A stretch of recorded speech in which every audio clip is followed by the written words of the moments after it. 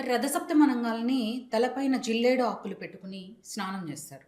మరి తలపైన ఈ జిల్లేడు ఆకులు, రేగుపళ్ళు పెట్టుకొని స్నానం చేయడం వెనుకున్నటువంటి రహస్యం ఏమిటి?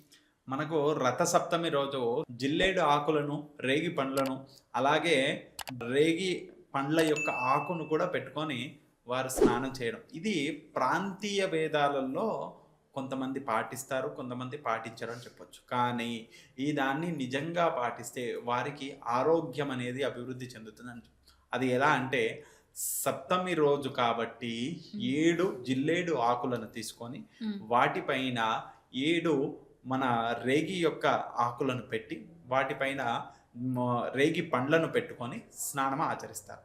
అలా స్నానం ఆచరించడం అంటే ఆ జిల్లేడి ఆకులను తలపైన అలాగే వాటితో పాటు భుజాలపైన పెట్టుకొని స్నానం చేయడం జరుగుతుంది. అలా 7 సార్లు చెంబెడుతో నీళ్లు పోసుకోవడము అలా చేసుకుంటే వారికి ఆరోగ్యము అభివృద్ధి రక్త ప్రసరణ బాగా జరుగుతుంది.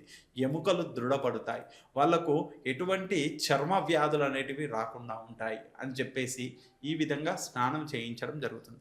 ఎందుకంటే ఆ రథసప్తమి రోజు అరుణోదయ సమయము అంటే సూర్యుడు ఉదయించే కంటే ఒక 10-15 నిమిషాల ముందు ఎవ్వరైనా కానీ ఆ రథసప్తమి రోజు స్నానము నదిలో స్నానం చేసిన, సముద్రములో స్నానం చేసిన, లేదా బాండ స్నానం చేసిన, కూప స్నానం చేసిన, ఈ విధమైనటువంటి ఏ స్నానం చేసినా ఇలా జిల్లేడు ఆకులను, అలాగే రేగి పండ్లను, అలాగే రేగి ఆకులను పెట్టుకొని స్నానం చేస్తే వారికి సకల ఆయుష్షు, ఆరోగ్యం అభివృద్ధి చెందుతుందని చెప్పడం జరుగుతుంది.